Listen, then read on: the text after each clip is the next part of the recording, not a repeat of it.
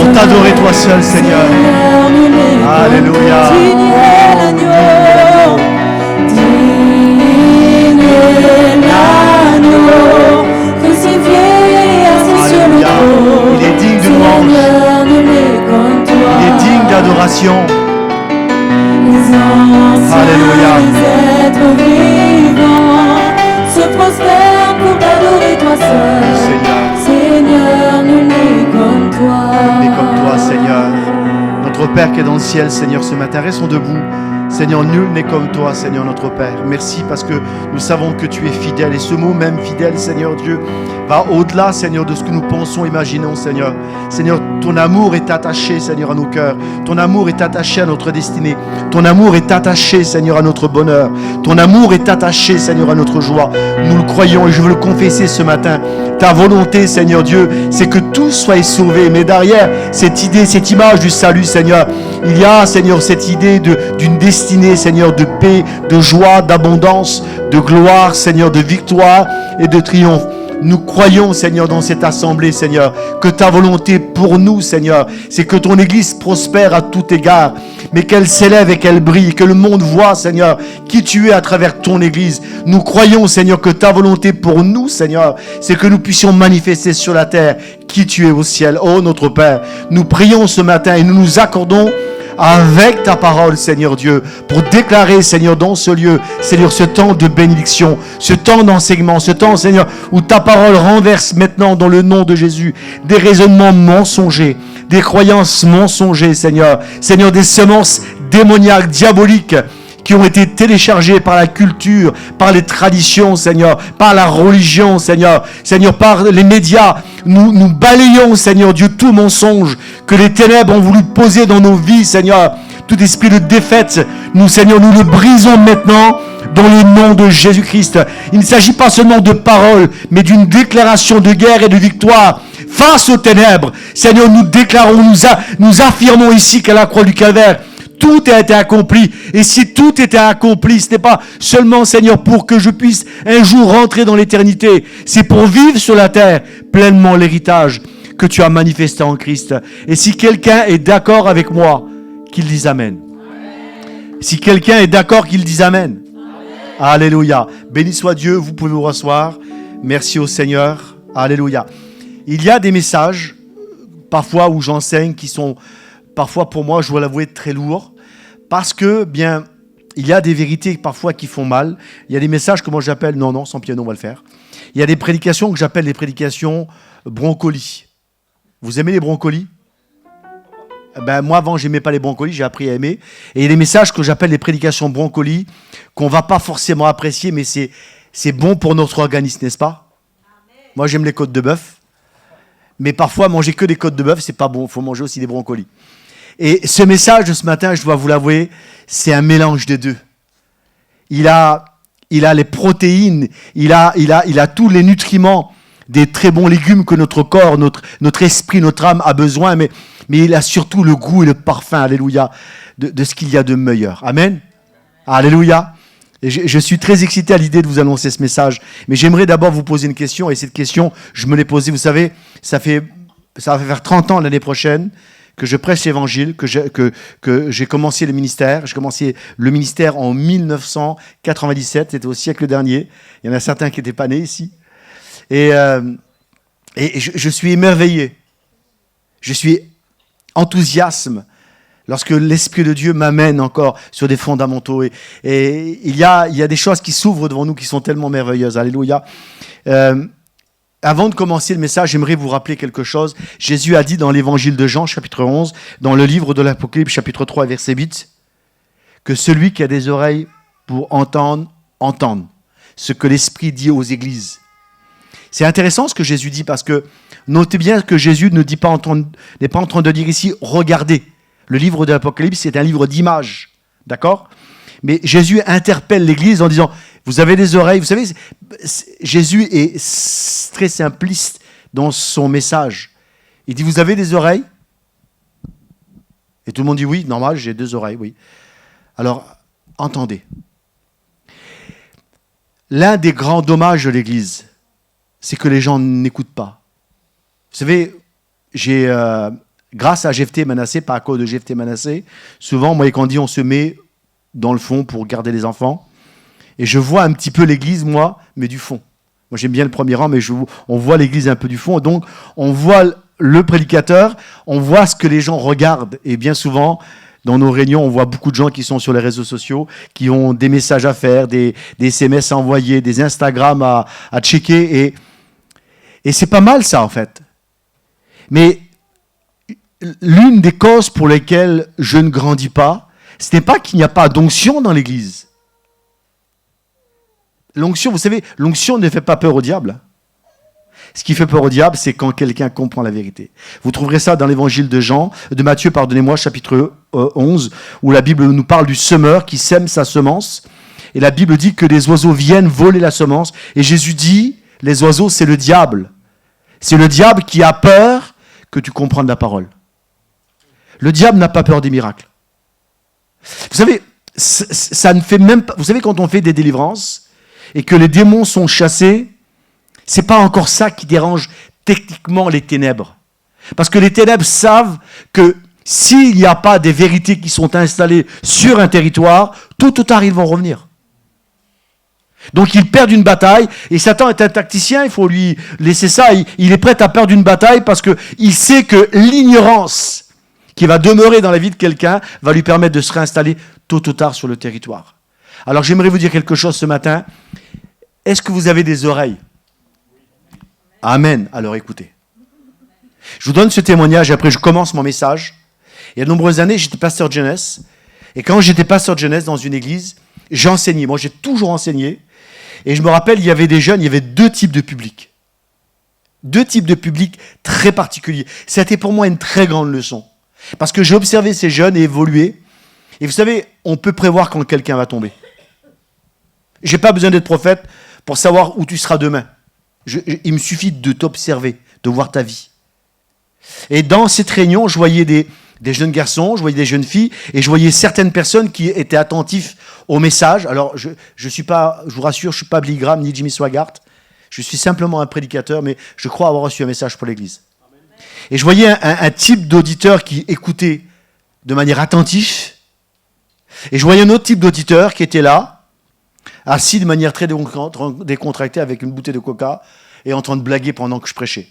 Alors, au plus du fait que ça me dérangeait qu'il blaguait pendant que j'enseignais, il y avait aussi l'aspect qu'il n'était en train de rien comprendre à ce que j'enseignais. 10 ans plus tard, j'ai regardé où la semence avait tombé. J'ai observé, hein. J'ai seulement regardé. Et j'ai vu les mêmes jeunes à qui j'ai enseigné des vérités fondamentales de l'Évangile, qui aujourd'hui ont gardé ces vérités fondamentales, portent du fruit et sont fidèles avec Dieu. Et j'ai vu ces mêmes jeunes qui étaient là de manière tout décontractée, nonchalante, et qui n'en avaient rien à faire. La seule chose qui les intéressait, c'est on veut l'onction, on veut chanter, on veut la gloire, ok ? Mais tu n'as pas de fondement dans ta vie. Vous savez quoi ? Leur vie est détruite. Et écoutez, je vais même vous dire quelque chose, c'est même pas la faute du diable.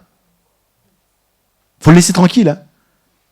Isaïe chapitre 48 dit « Oh, si tu étais attentif à mes commandements, dit l'Éternel, ton bonheur et ton bien-être seraient comme les flots de la mer. » Il n'a pas dit « si tu étais attentif à mon onction ».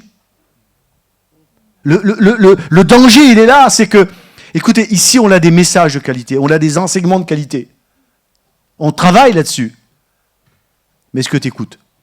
Alors j'aimerais pendant les 45 minutes qui me sont données qu'on puisse poser nos téléphones si ce n'est que pour prendre des notes, ou me filmer, mettez-moi sur les réseaux si vous voulez, mais écoutez le message, c'est important. Amen. Écoutez-le, c'est essentiel. Je vous pose une question, est-ce que vous avez compris l'Évangile ? Amen. Vous avez compris l'Évangile ? Amen. Vous savez, merci. Merci. Écoutez, beaucoup n'ont pas compris l'Évangile. Beaucoup prêchent Jésus, mais ne prêchent pas ce que Jésus prêchait. Le salut n'a jamais été la finalité en lui-même. Jésus est venu sur la terre, mais la première chose qu'il a amenée, qu'il a véhiculée, n'était pas le salut.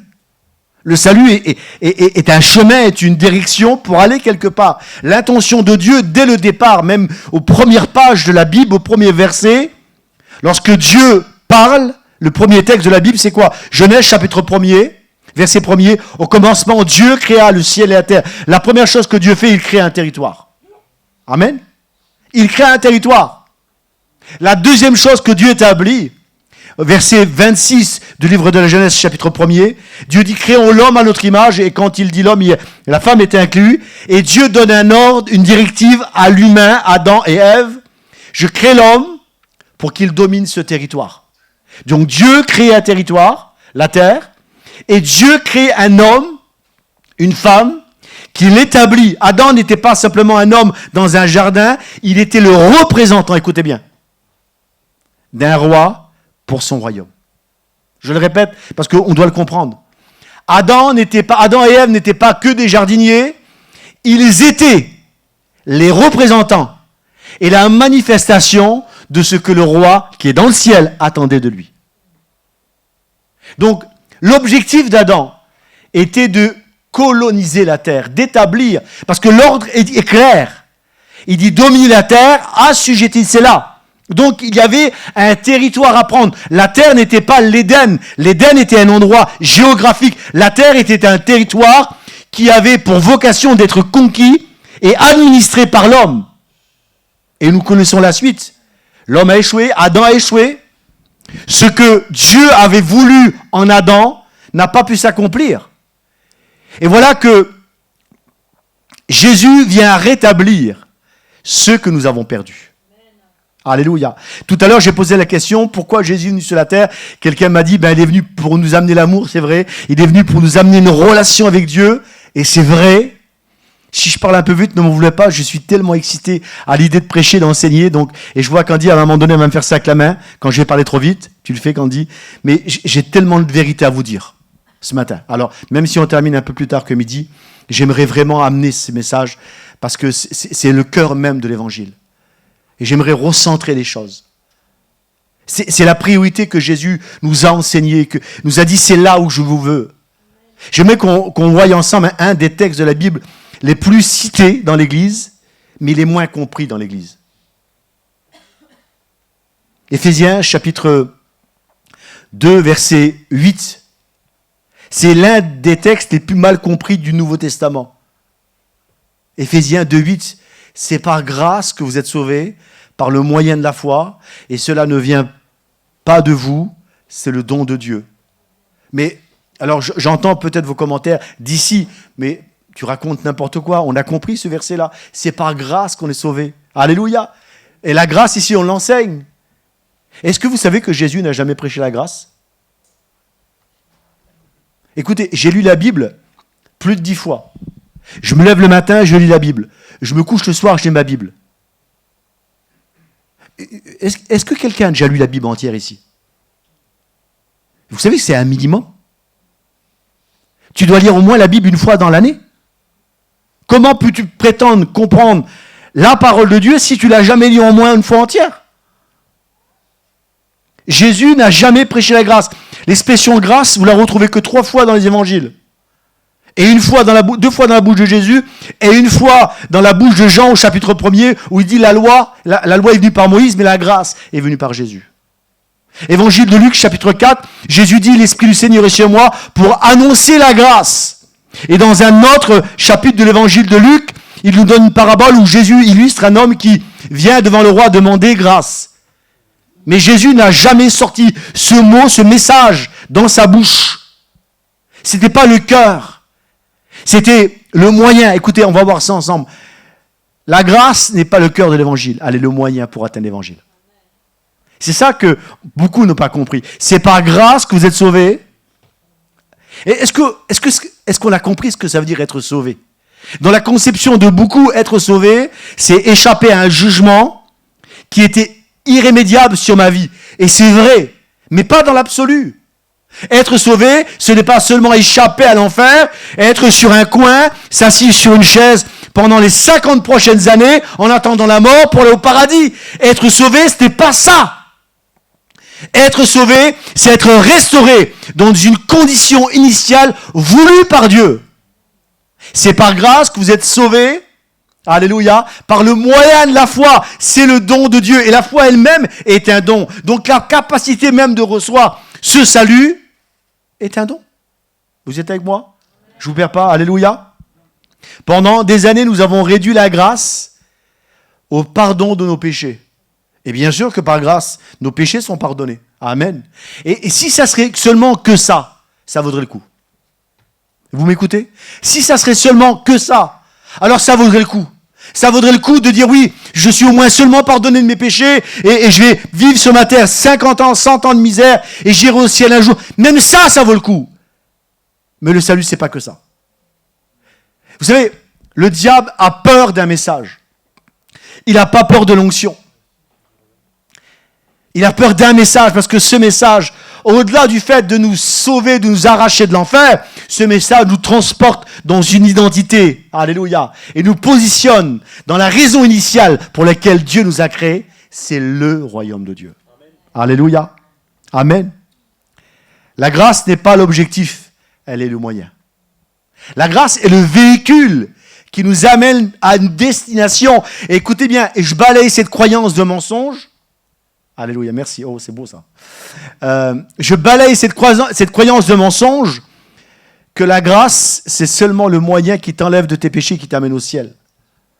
La grâce, c'est le véhicule, alléluia, qui te permet de venir et d'être un citoyen du royaume de Dieu. Et autre chose, la grâce n'est pas l'abolition de la loi. Savez-vous que Dieu n'a jamais aboli la loi? Dieu n'a jamais cessé d'être un Dieu de loi. D'ailleurs, tout ce qui régit ta vie aujourd'hui, que ce soit des lois séculières, des lois de la République, ou même des lois naturelles, régit ton existence. La gravité, c'est une loi. Tu tiens sur tes deux pieds sur la terre, c'est une loi. Dieu est un Dieu de loi.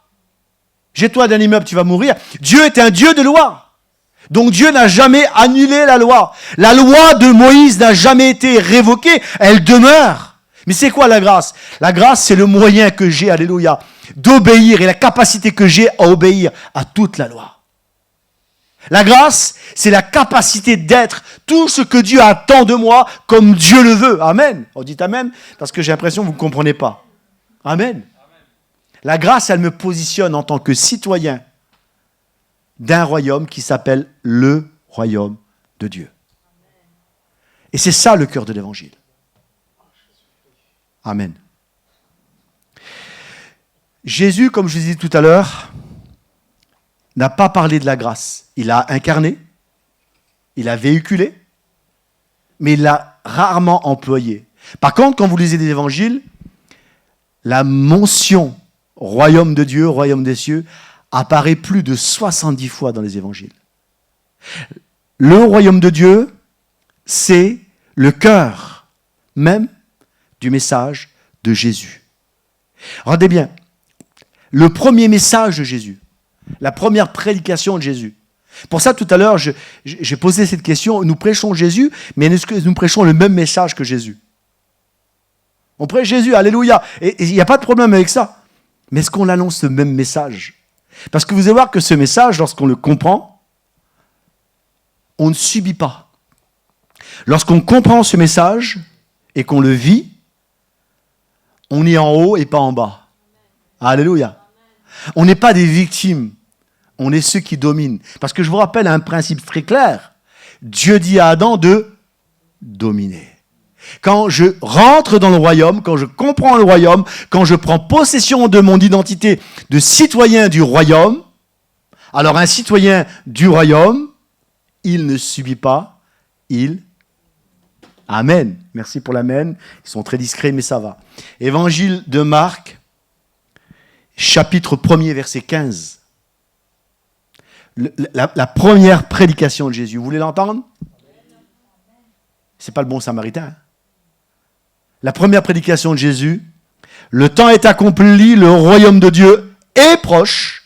Repentez-vous et croyez dans la bonne nouvelle. C'est quoi la bonne nouvelle? C'est quoi l'évangile? L'évangile, c'est que la restauration est en train de s'accomplir. Il était en train de dire, parce que Jésus exerçait son ministère sous la loi. La loi était encore en cours. La grâce n'était pas pleinement manifestée. À quel moment la grâce s'est manifestée? C'est à la croix du Calvaire. Donc Jésus dit, le royaume de Dieu est proche. Il arrive. Il va s'incarner au milieu de vous, en vous. Et la bonne nouvelle, c'est quoi? C'est pas seulement que vous allez échapper à l'enfer. La bonne nouvelle, c'est que ce que Dieu avait dit à Adam va être restauré dans vos vies. Vous allez redevenir des citoyens d'un royaume qui avait été perdu par Adam. Et vous aurez une mission, une vocation. Alléluia. Cultiver et amener ce royaume sur la terre. On me pose souvent cette question. En tant que pasteur, on me dit, pasteur, j'aimerais savoir ce que Dieu attend de moi. Est-ce que je suis pasteur, prophète, apôtre? Tout ça est très bien. Et ça pose aussi un grand problème. C'est que parfois, le regard n'est pas vers l'objectif, mais vers le moyen qui va m'amener à l'objectif. Et Satan va s'en servir. Moi, j'ai vu beaucoup de gens dévier de la vérité parce que le regard était plus sur leur ministère, le moyen, que vers l'objectif. Et c'est pour ça qu'il y a des gens qui sont frustrés. Parce que tu n'as pas compris que le ministère ne t'appartient pas. Le ministère n'est que l'outil qui t'amène à véhiculer le royaume. Mon ministère, mon appel, oui, bien, c'est bien, mais aujourd'hui tu peux être apôtre, demain tu peux être balayeur. L'apôtre Paul dit lui-même sur les apôtres, il dit nous sommes devenus la balayure du monde. Donc le ministère n'est pas une promotion, c'est seulement le véhicule qui te permet d'amener le royaume de Dieu. Amen.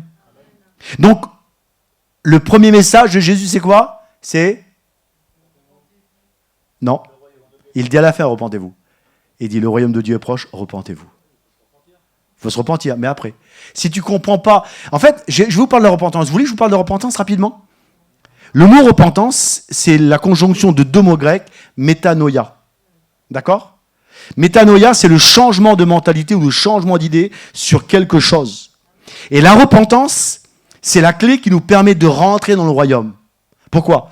Parce que la repentance, ce n'est pas uniquement pleurer sur sa misère comme un malpropre, comme quelqu'un d'indigne. La repentance, c'est comprendre que le Père a restauré la relation avec moi, que le Père m'aime. La repentance, c'est comprendre que la colère et le jugement et la condamnation, je n'ai plus à la subir. La repentance, c'est comprendre que justement, cette colère et cette condamnation a trouvé son accomplissement en une personne, Jésus-Christ. C'est ça la repentance. La repentance, ce n'est pas dire je suis un misérable, je mérite l'enfer et Dieu châtie-moi. Non, la repentance, c'est je crois et je comprends que quelqu'un d'innocent a payé pour moi et que Dieu m'aime. Alléluia. Tu ne peux pas saisir, tu ne peux pas fonctionner dans le royaume de Dieu si tu n'as pas compris ce principe très clair. Très facile. Je suis pleinement aimé par Dieu. Dieu n'est pas en colère après moi. Dieu ne m'en veut pas. Dieu ne va pas me juger. Dieu ne va pas me châtier. Dieu ne va pas me réprimander. Il va m'aimer. Il va m'amener, me conduire. Amen. Alléluia. Et c'est ça la repentance. Et quand tu comprends cette dimension-là, tu comprends que le royaume de Dieu, eh bien Jésus va dire, quand vous allez quelque part, dites le royaume de Dieu est au milieu de vous. En fait, le royaume de Dieu n'est pas un lieu, un endroit géographique, mais il est une réalité spirituelle qui est incarnée en chacun d'entre nous. Ah, j'aimerais tellement, vous savez, j'aimerais des fois ouvrir la tête des gens, puis rentrer ça dans la tête des gens. J'aimerais vraiment, c'est fondamental. Parce que quand tu comprends ça, tu comprends que tu n'as plus à subir. Ça ne veut pas dire que tu ne vas pas traverser des tempêtes, des difficultés. Ça ne veut pas dire que le monde, le diable et les ténèbres ne vont pas se lever contre toi. Ça veut dire simplement que tu comprends ce que Paul dit en disant « Nous savons que toute chose concourt au bien de ceux qui aiment Dieu. » Peu importe ce qui m'arrive. Je peux connaître la persécution. Je peux vivre. Si je vis, alors j'amène le royaume. Si je meurs, je vais au royaume des cieux. Amen. Alléluia. Donc Jésus, il a enseigné le royaume, alléluia, mais il a incarné chaque parole, chaque miracle, chaque action était la démonstration du royaume de Dieu. Le miracle, la délivrance, n'est que la manifestation du royaume de Dieu. D'ailleurs, le cœur même de l'évangile où Jésus nous donne une priorité claire. Jésus ne nous a pas dit de chercher la bénédiction, les miracles, la prospérité, on va voir ensemble tout à l'heure, la réponse à nos problèmes. Évangile de Matthieu, chapitre 6 et verset 23. Jésus dit, dans un contexte où les personnes qui sont là lui demandent, Seigneur, bien, Qu'est-ce qu'on doit faire pour avoir de la nourriture, de l'argent, à boire et à manger? Qu'est-ce qu'il est de ma situation future? Et on peut ajouter ça, mon mariage, mes enfants, mon travail, etc. Mes relations sociales, les gens qui m'ont rejeté, où je vais demain. Et Jésus plante cette parole au milieu de toutes nos préoccupations, qui sont pourtant légitimes. Hein. Écoutez bien cette parole. Matthieu, chapitre 6 et verset 33. Recherchez premièrement et la justice de Dieu. Et c'est là où malheureusement beaucoup ont échoué. C'est là où malheureusement beaucoup sont en train d'être dans la frustration. Parce que ça ne réussit pas. On veut faire des bonnes choses, mais avec une motivation qui est mauvaise.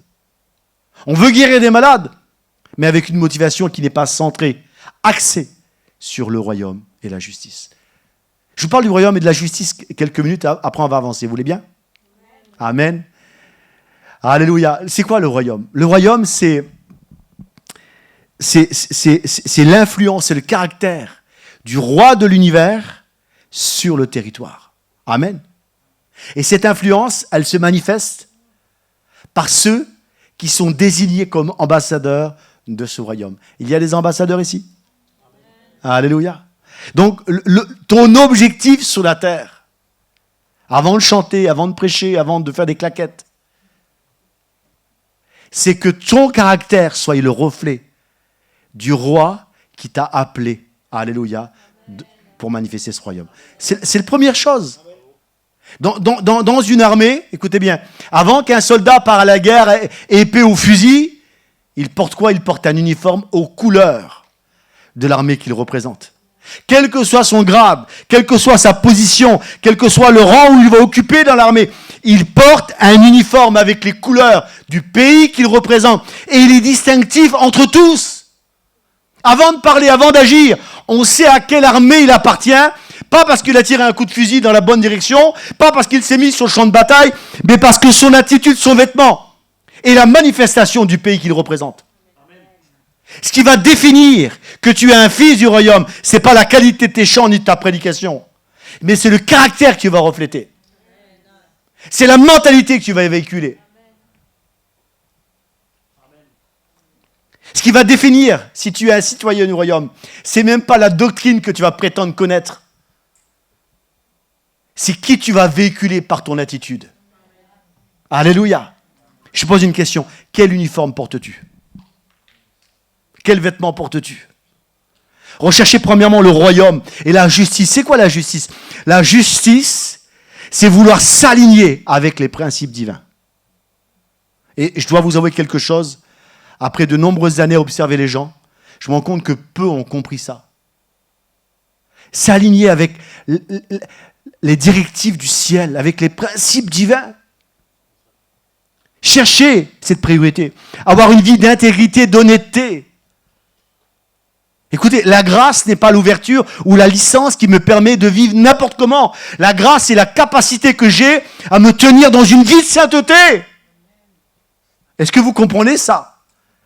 Je suis saint par la grâce de Dieu et je marche dans la sainteté parce que la grâce de Dieu habite en moi. Et quand Jésus dit rechercher la justice, c'est vivre une vie juste. Et pas forcément lorsque ça se voit.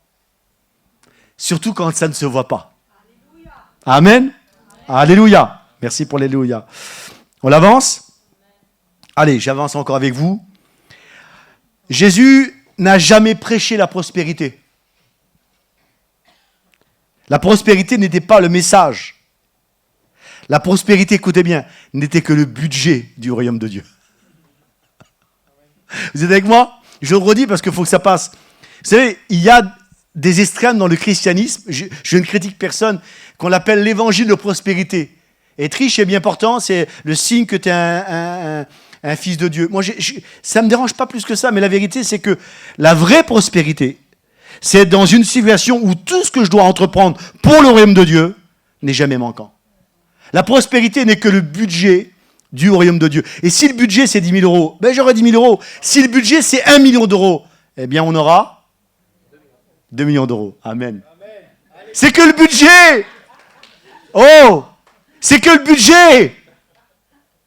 Ok? Jésus, autre chose, Jésus n'a jamais prêché non plus l'évangile de la médiocrité. Pour moi, cet évangile, il est diabolique. Alléluia. La guérison et la restauration, la délivrance ne sont que le résultat du royaume de Dieu. Amen. Quand le royaume est présent, les effets du royaume sont visibles. Pourquoi il y a des délivrances ici? Les gens viennent ici de toutes parts, on fait des délivrances. C'est lié aussi à notre appel, mais les gens sont étonnés. Il y a beaucoup de délivrances chez vous. Mais moi, ce qui m'étonne, c'est qu'il n'y en a pas assez ailleurs. Parce que la délivrance, en fait, c'est même pas extraordinaire. C'est que le standard. On est émerveillé quand on voit des délivrances, mais pour moi, c'est seulement le naturel du ciel qui vient se manifester là où Dieu nous a dit d'agir. Amen. Alors, j'avance encore avec vous. Le royaume de Dieu est tellement constant, tellement présent dans le message de Jésus, que même quand Jésus va ressusciter, il y a un texte qui est troublant. Actes chapitre 1er, verset 3. La Bible dit que il leur a paru vivant pendant 40 jours. Et pendant 40 jours, il va leur enseigner à prier, il va leur enseigner à faire des miracles, il va leur enseigner à tenir une église, à faire du leadership, etc., etc. Non. Peut-être qu'ils vont en parler. Mais pendant 40 jours, la Bible dit qu'il va s'entretenir avec eux sur un sujet. Vous imaginez? Un enseignement de 40 jours sur le royaume de Dieu. Vous savez pourquoi Jésus a fait ça? Parce que même les 3 ans qu'ils avaient passés avec lui, ils n'avaient pas tout compris. Moi, je me rends compte, il y a des gens, ça fait des années qu'ils sont chrétiens, ils n'ont pas compris ça encore. Les disciples, qui ont le plus grand des professeurs, ils leur parlent, ils sont là, Et même quand Jésus monte au ciel, ils disent, oh Seigneur, est-ce que ça sera, dans le même chapitre Actes, Seigneur, ça sera en ce temps-là que tu vas rétablir ton royaume sur la terre, rétablir Israël. 40 jours, ils n'ont pas compris. 40 jours! Écoute-moi, les 20 ans, 30 ans de ministère ne sont rien si tu n'as pas compris le royaume de Dieu. 40 jours, au bout de 40 jours, on dit, Seigneur, si on l'a bien compris, bientôt tu vas venir et tu vas rétablir tout Israël. Et Jésus va dire, écoutez, comme si Jésus en avait un peu marre. Il dit, c'est pas à vous de connaître le temps et l'heure. Il dit, restez à Jérusalem, ok, et vous recevrez une puissance, et vous serez mes témoins. Oh, c'est bon, mais vous serez mes témoins. Le royaume de Dieu est au cœur de l'évangile. Amen. Alléluia. Quand on lit les Actes des Apôtres, on se rend compte que même Paul comprend ce message. Il est tellement présent, ce message, que Actes chapitre 28 et verset 30, nous sommes à la fin du livre des Actes des Apôtres. Paul est arrêté, il est emprisonné. À la fin, il se retrouve dans une maison, il loue une maison. Et la Bible dit qu'il reçoit des gens chez lui. À la fin des Actes, il reçoit des gens chez lui et il prêche le royaume de Dieu, enseignant tout ce qui concerne Jésus-Christ. Paul, il est en prison. La seule priorité, c'est quoi? Pas sortir. Le royaume de Dieu. Moi, vous savez, quand je médite ça, j'ai l'impression que parfois, on n'a pas compris l'évangile. On n'a pas compris l'idée de l'évangile. Mais je prie au nom de Jésus qu'aujourd'hui, tu comprennes ce message. Amen. Amen. Alors, nous ignorons... Vous savez, le royaume pose aussi un problème dans notre conception du monde à nous autres occidentaux. Parce que nous sommes en France, nous sommes ce qu'on appelle une démocratie. Également, et aussi une république. Donc la notion de royaume, c'est quelque chose qui nous est... Oui, c'est vrai, nous sommes une démocratie. Mais le royaume n'est pas démocratique. En France, on vote des rois, on vote les sénateurs, on vote les députés. Parfois, on les vote bien et parfois, on les vote très, très, très mal. Bon, prions pour notre gouvernement, ok? Mais le royaume ne se vote pas. Le roi définit et choisit. Alléluia. C'est pas à nous d'établir. C'est pas à nous de choisir. Le royaume de Dieu n'est pas une démocratie. Et quand on veut instaurer une démocratie dans le royaume de Dieu, on se rend compte qu'on va rencontrer que des mécontents, on se rend compte que ça ne va pas fonctionner. Le système du royaume de Dieu est une théocratie et Dieu a établi des ministères. Oui, mais on est liberté, égalité, fraternité. Écoutez, dans le royaume de Dieu, il y a la liberté. Amen. Il y a la fraternité. Faites ça avec la tête. Mais il n'y a pas l'égalité. Et c'est très bien. Dieu a établi premièrement des apôtres, ensuite des prophètes, des docteurs, des pasteurs et des évangélistes. Ça veut dire qu'il y a des rangs. Et même à la résurrection des morts. 1 Corinthiens chapitre 15, il parle de la résurrection des morts en disant que nous allons tous ressusciter à des rangs différents. Écoutez, avoir un rang ne veut pas dire que tu es inférieur à quelqu'un. Il faut arrêter avec cette idée démocratique, etc. Il faut arrêter avec ça. On l'a perverti, cette idée. On est tous égaux. Non, on n'est pas tous égaux. Non. Un homme qui fait 100 kilos, qui a des bras comme ça, il est plus fort qu'une femme qui fait 50 kilos. Non? Amen, merci. Alléluia. Donc le royaume n'est pas une démocratie. Alléluia, il ne se vote pas. Amen. Alléluia. Alors, le royaume, qu'est-ce que le royaume de Dieu? C'est la souveraineté, l'influence d'un roi sur un territoire. Mais avant de parler du royaume de Dieu un peu plus en détail, j'aimerais vous parler du royaume des cieux. Vous avez remarqué que dans les évangiles, vous avez ces deux notions qui reviennent, royaume de Dieu, royaume des cieux. Et souvent, on peut confondre les deux, dire c'est la même chose. Ça l'est, oui et non. Le royaume de Dieu, c'est l'influence d'un roi sur un territoire. Et cette influence, elle s'exerce à travers les sujets du royaume, qui amènent la culture, qui amènent la mentalité et les lois du royaume sur ce territoire. Vous êtes appelés à influencer. Amen. Jésus a dit, vous êtes le sel de... Donc, sur la terre. Vous êtes la lumière du... Ok. Donc, votre objectif, par votre attitude, au travail, dans vos familles, c'est d'amener cette culture, cette mentalité du royaume de Dieu. Donc, le royaume de Dieu, c'est votre influence, ou l'influence de votre Père qui est dans le ciel, qui est véhiculée à travers votre attitude. Amen. Jésus a dit, le monde verra vos bonnes œuvres, et à travers vos bonnes œuvres, ils vont glorifier le Père. Ça, c'est le royaume de Dieu. Amen. Amen. Mais le royaume des cieux, c'est l'endroit où le roi demeure. Alléluia. Notre Père qui est... Donc ça, c'est le royaume des cieux. Où est le Père? Il est au ciel. Alléluia. Où est son influence? Sur la terre, à travers vous et moi. Amen. J'aime ce que Jésus va dire dans cette parabole où Jésus va dire le royaume des cieux est semblable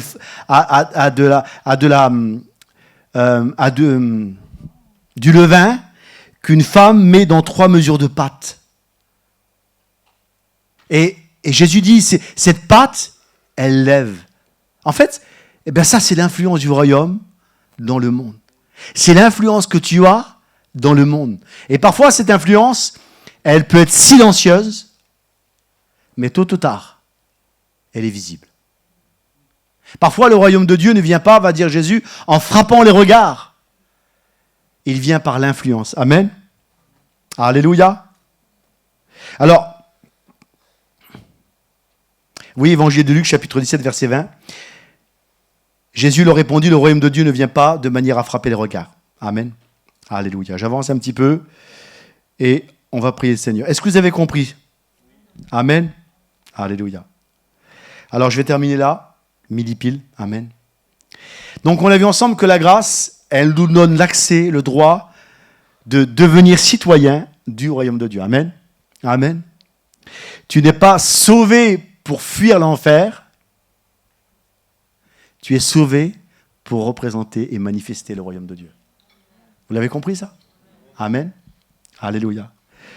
Dieu ne cherche pas des gens qui vont être spectateurs, passifs dans une église, mais des ambassadeurs, des gens investis, concernés par une situation qui est la leur, le royaume de Dieu. Amen. Alléluia. Nous portons à travers l'image de ce royaume, à travers le message de ce royaume, un message qui a une portée éternelle, qui va permettre aux gens de recevoir la restauration, la paix, la joie et la guérison, et surtout le salut. Et ça, nous en sommes responsables. Amen. Amen. Alors, on va terminer maintenant. Alléluia. Il y a plein de choses que je passe parce que ça serait trop long, je ne voudrais pas... Alléluia. Manassé dit merci. Alléluia. Dit merci quand je dis pas terminé long, Manassé dit merci. Ah, il a dit manger, ok. Jésus ne nous a jamais enseigné à chercher la bénédiction. Je termine maintenant, puis on va prier. Non, mais midi pile, c'est bien. Midi pile, c'est bien. Midi pile, c'est bien. Jésus ne nous a jamais enseigné à chercher la bénédiction. Jamais. Et c'est tellement profond même dans les Écritures que même Paul, j'aime ce texte, moi, il m'a fait profondément réfléchir. Dans Éphésiens, chapitre 1er, verset 18, Paul comprend le royaume. Il comprend que les citoyens du royaume sont bénis. Les citoyens du royaume possèdent tout. Quand tu comprends ton identité et tes droits, tu ne subis pas, tu fais subir. Et Paul, comprenant cette parole écrite aux Éphésiens, il dit, ma prière pour vous, c'est que Dieu illumine, ou dans une autre version, il dit qu'il ouvre les yeux de votre cœur, pour que vous puissiez comprendre ou savoir quelle est l'espérance qui s'attache à son appel. Quelle est la richesse et la gloire de son héritage qu'il réserve aux saints. Vous savez, parfois, il y a des gens pour qui je n'ai pas envie de prier pour une bénédiction. Les gens viennent, pasteur, bénis-moi. J'ai envie de prier pour que Dieu ouvre tes yeux. Que Dieu te donne cette révélation. Que tu es béni. Que les serpents et les scorpions n'ont pas de place en face de toi, mais en dessous de toi. Que tu n'as pas besoin que je t'impose des mains chaque dimanche matin pour que tu reçoives une onction particulière. Mais quand tu t'installes dans cette dimension de fils et de fille de Dieu, tu es celle et celui qui domine. Amen. Que Dieu illumine les yeux de votre cœur. Alléluia. Alléluia. Recherchez premièrement le royaume de Dieu et la justice. Dans notre prière, cherchez pas la bénédiction. Je sais que je vais à contresens de ce qu'on pourrait imaginer, mais ne cherchez pas la bénédiction. L'autre jour, j'étais dans une église et j'ai écouté quelqu'un prier pour moi. Il priait pour moi avant la prédication. Il dit, Seigneur, bénis ton serviteur ce matin. Et ça m'a fait drôle. Seigneur, remplis-le de l'onction. Alors c'est gentil, c'est pas une mauvaise prière, mais tu te rends compte, ils m'invitent dans leur église, ils ne croient pas que je suis béni, ils ne croient pas que je suis rempli d'onction. Je sais, c'est des automatismes, il n'y a rien de méchant dans tout ça, mais ta prière illustre ton ignorance. Les mots qui sortent de ta bouche démontrent ta compréhension que tu as du royaume de Dieu. Et vous savez qu'il y a des prières, je ne vous dirai pas ici, mais il y a des prières que je ne fais plus. Il y a des choses que je ne demande plus au ciel. Parce que j'ai compris certaines choses. Et le but de ce message, c'est que tu comprennes ça. Cherche premièrement le royaume. Seigneur, je veux cette fraîche révélation du royaume de Dieu, non pas au ciel, là où j'irai un jour, mais en moi qui existe en moi. Que Dieu illumine les yeux de votre cœur. Au verset 3 de Éphésiens, chapitre 1er, Paul dit, justement en parlant qu'il illumine les yeux de votre cœur, « Béni soit le Dieu et Père de notre Seigneur Jésus-Christ, qui nous a bénis. » Le verbe ici est conjugué au passé. J'ai été très peu à l'école, mais j'ai appris un peu les verbes dans le passé quand même. Qui nous a bénis. C'est pas quelque chose qui va arriver. C'est pas quelque chose que je vis présentement. C'est quelque chose qui a été déjà posé. C'est un fait. Qui nous a bénis. Et quelles sont les bénédictions? De toute bénédiction spirituelle dans les lieux célestes en Christ. Ça veut dire qu'il y a une provision qui est déjà accessible lorsque je comprends, alléluia, cette dimension. Amen. Est-ce que vous avez compris le message? Alors j'aimerais qu'on puisse prier, amen, que Dieu ouvre nos yeux. Ouvre nos yeux, alléluia. Et pour cela, on va fermer nos yeux. On va fermer nos yeux. Seigneur, je prie, Seigneur, que cette révélation, cette nature, cette dimension du royaume qui existe en moi, ne soit pas, Seigneur, quelque chose d'abstrait, caché à mes yeux, mais une réalité profonde. Amen. Oui, on va commencer à jouer. Merci, Briman. Alléluia. Quand tes regards, tu sais, un jour, Dieu m'a... Je voudrais être pas maladroit, mais je voudrais vous dire quelque chose. Un jour, Dieu nous a révélé quelque chose à moi et Candy. Et c'est quelque chose qui nous a révélé de manière progressive. Au départ, on avait du mal à comprendre ça, mais ça s'est décidé devant nous. Vous savez pourquoi moi et Candy, on n'a pas sombré dans la dépression avec Jephthé, Manassé? Vous savez pourquoi moi et Candy, on n'est pas écroulés malgré la difficulté que nous traversons avec nos fils? Vous savez, je ne suis pas idiot. Hein. Et Candy, elle est encore plus intelligente que moi. Je ne suis pas un idiot. Hein. Je ne suis pas né dans la pluie. Hein. J'ai 2 fils qui sont en situation de handicap. C'est lourd. Hein. Et je ne dis pas ça aussi pour, après la réunion, venez vers moi, le pauvre pasteur. Non, pas du tout. Gardez vos flatteries, vos peines pour vous. Vous savez pourquoi on n'est pas effondré? Parce que nos regards ne sont pas sur la difficulté qu'on traverse. La difficulté qu'on traverse, c'est une réalité. Et peut-être que ta difficulté que tu traverses, c'est une réalité. Ça peut être une difficulté familiale, financière. Je ne dis pas que ce que tu traverses n'est pas une réalité, même douloureuse. Mais tu sais pourquoi tu t'effondres? C'est pourquoi tu lâches prise, tu n'en peux plus. Parce que le focus n'est plus sur le royaume. Écoutez, quand tu portes tes regards sur le royaume, ça ne veut pas dire que le problème va disparaître. Hein. Mes fils sont toujours là. Mais ça veut dire que tu n'es pas une victime. Et moi et Candy, on a compris cette clé. Je la partage. Très simple. On a compris que lorsque mes yeux sont sur le royaume, que 1000 tombent à ta droite, 10 000 à ta gauche, toi, tu n'es pas atteint. Ça ne veut pas dire que tu n'as pas de la peine. Ça ne veut pas dire qu'il n'y a pas des choses difficiles qui t'arrivent. Hein. Vous savez, Dieu n'a pas évité la fournaise aux compagnons de Daniel. Hein. Dieu n'a pas évité la fosse au lion non plus à Daniel. Et combien de chrétiens dans l'histoire ont été persécutés, torturés, mis à mort? Combien de personnes ont vécu des deuils et des souffrances? L'évangile n'est jamais très simple à vivre, hein, surtout dans certains pays. Mais qu'est-ce qui fait que je suis découragé? J'ai découvert la source du découragement. C'est quand je perds le focus du royaume. Quand je regarde ailleurs. Mais par contre, si je porte mes regards sur le royaume, je me rends compte que tout ce qui convient à mon existence, ma provision, que ce soit financière, émotionnelle, elle arrive. Il y a ce texte de la Bible qui fait écho à ce que je vous dis. Ce texte, il est tellement fort dans le livre de Deutéronome, chapitre 28. Dieu dit, j'ordonnerai à la bénédiction d'être avec toi. C'est un ordre. Je donne un ordre. Dieu dit, je donne un ordre. Mais à cet ordre, il y a une règle. C'est l'alignement avec ce que Dieu a dit précédemment. En fait, Dieu dit à Israël, cherche pas la bénédiction. Cherche pas l'onction. Cherche ce que j'ai dit. Et il y a une bénédiction qui va te suivre. Et à un moment donné, tu vas quitter un territoire, il y a un travail qui vient. La prospérité te suit. Tu ne demandes pas la prospérité. Elle te suit, elle s'attache à toi. Il y a des choses que tu ne demandes pas qui viennent. Vous savez, j'ai compris ce texte de la Bible où Jésus a dit, tout ce que vous demanderez en mon nom, croyez l'avoir reçu, vous le verrez s'accomplir. Je vous donne ce secret. En fait, quand je demande en son nom, c'est que mon regard, mon cœur tend vers le royaume. Ce que je veux, c'est le royaume. C'est pas la guérison, c'est pas la prospérité, c'est pas la popularité, c'est même pas le ministère. Je veux le royaume. Et parce que j'avance vers ce royaume, il y a des choses qui sont liées à ma destinée, qui viennent à moi. J'ai compris pourquoi Jésus n'a jamais échoué dans son ministère. Et j'ai compris pourquoi Jésus nous garantissait qu'on n'allait jamais échouer. Jésus n'a jamais échoué parce que sa vision, c'était le royaume.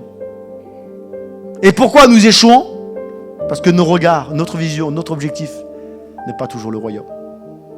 Jésus garantit sa parole et sa promesse lorsque l'intention est portée sur ce qu'il a dit. Père, nous venons à toi ce matin. J'ai beaucoup parlé ce matin, Saint-Esprit, et cette parole, je le crois, Seigneur, c'est vraiment ta parole, c'est le cœur de l'évangile, le royaume de Dieu. C'est l'intention divine que tu as, Seigneur Dieu, que tu avais depuis le début et que tu as encore aujourd'hui, Seigneur Dieu, de manifester à travers nous. Alors, je fais cette prière, Seigneur, avec l'Église. Seigneur, que nos yeux s'ouvrent, que notre intelligence s'ouvre. Je prie ce matin contre tout oiseau voleur, contre tout corbeau spirituel qui voudrait voler ou dérober cette semence spirituelle du royaume de Dieu. Je sais que le diable a peur de cette parole. Je sais que Satan redoute cette parole. Il en a tellement peur qu'il vient la voler, la détruire, parce qu'il sait qu'il y a une chose qui va le détruire. C'est le royaume de Dieu. Jésus, vous savez que Jésus a parlé du royaume des ténèbres? Et il n'y a qu'une seule chose qui détruit le royaume des ténèbres, c'est quand le royaume de Dieu vient le confronter. Il y a une seule chose qui vient détruire un royaume, c'est quand un royaume se positionne contre un autre royaume. Nous sommes, Église, le royaume de Dieu. Je prie dans le nom de Jésus que cette vision du royaume s'incarne en vous. Je prie que les mensonges que l'ennemi a posés sur nos vies, toutes ces croyances mensongères soient balayées. Alléluia. Et que cette vérité du royaume de Dieu s'installe. Alléluia. Est-ce qu'on peut louer maintenant? Vas-y, brime-nous. Alléluia. Nous t'adorons, Seigneur.